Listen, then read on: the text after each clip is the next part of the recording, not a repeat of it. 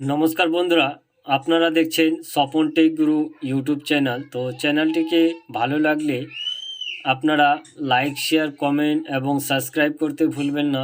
এরকম নিত্য নতুন লেটেস্ট নিউজ বা টেকনিক্যাল ভিডিও পেতে।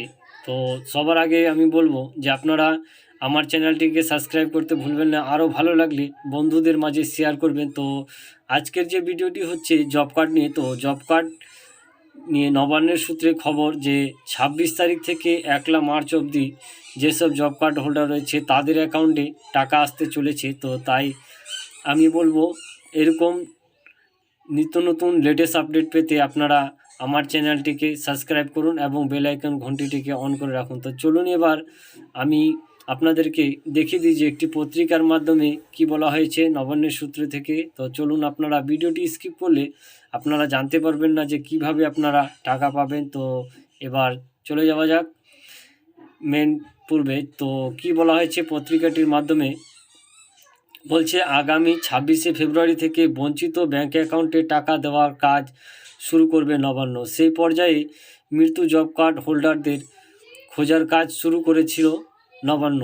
টাকা দেওয়ার কাজ শুরু করার আগে তালিকা তৈরি হয়ে গিয়েছিল বলে নবান্ন সূত্রে খবর। ২৬শে ফেব্রুয়ারি থেকে টানা ৫ দিন অর্থাৎ ১ মার্চ পর্যন্ত চলবে ১০০ দিনের কাজের বঞ্চিতদের অ্যাকাউন্টে টাকা পাঠানোর কাজ। সেই কাজে যাতে কোনো খামতি না থাকে যায় সেই বিষয়টি নিশ্চিত করতে শুক্রবার সব জেলার সঙ্গে বৈঠক করে সংশ্লিষ্ট সকল ওই ব্যাপক সচেতন করার নির্দেশ দিয়েছিল মুখ্য সচিব বিপি গোপাল। যাবতীয় প্রস্তুতি শেষ হয়ে গেলে মৃত্যু জব কার্ড হোল্ডারদের নামে তালিকা তৈরি করে প্রশাসনের কাছে পাঠানো।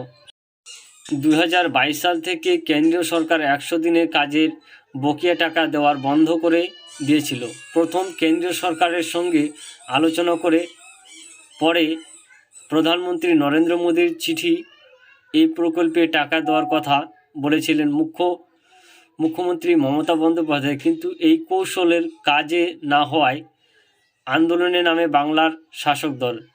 এবছর গোড়াতেই শেষমেশ মুখ্যমন্ত্রী ঘোষণা করেছেন যে বঞ্চিতদের রাজ্যের সরকারের বকেয়া অর্থাৎ মিটিয়ে দেওয়ার সেই কাজ মেনে নবান্ন জানতে পেরেছে যে এর মধ্যেই মারা গিয়েছে ১২,০০০ জব কার্ড হোল্ডার।